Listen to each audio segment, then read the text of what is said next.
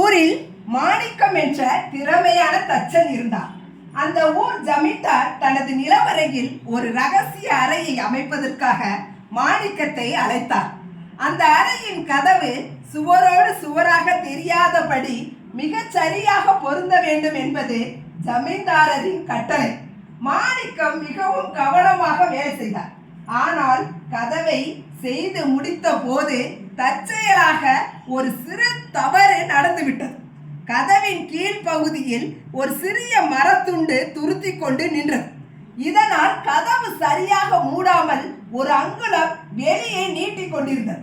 ஐயோ, என் கவன குறைவால் கதவு வீணாகிவிட்டதே. ஜமீன்தார் இதை பார்த்தால் என் தலையை எடுத்து விடுவாரே. நான் ஒரு திறமையற்ற தச்சன் என்று மாணிக்கம் பயந்து நடுங்கினார். அறியாமல் செய்த செயலின் பின்னணி அன்று இரவு ஜமீன்தாரின் எதிரிகள் அந்த ரகசிய அறையை தேடி வந்தார்கள். அவர்கள் சுவரை தட்டி பார்த்த போது மாணிக்கம் செய்த அந்த தவறான கதவு பகுதி மட்டும் சற்று தளர்வாக இருந்தது. அவர்கள் அதை உடைந்த சுவர் என்று நினைத்தார்கள். ஆனால் மாணிக்கம் கதவை சரியாக செய்திருந்தால் அது சுவரோடு கச்சிதமாக பொருந்தி இருக்கும்.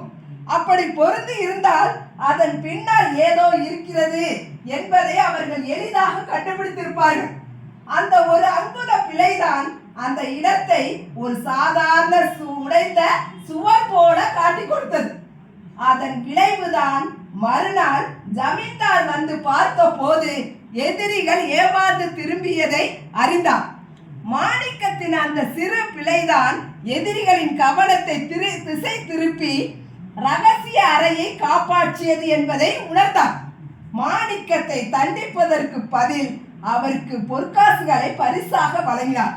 தான் செய்த தவறு ஒரு பெரும் நன்மையை செய்ததை கண்டு மாணிக்கம் வியந்து நின்றார்.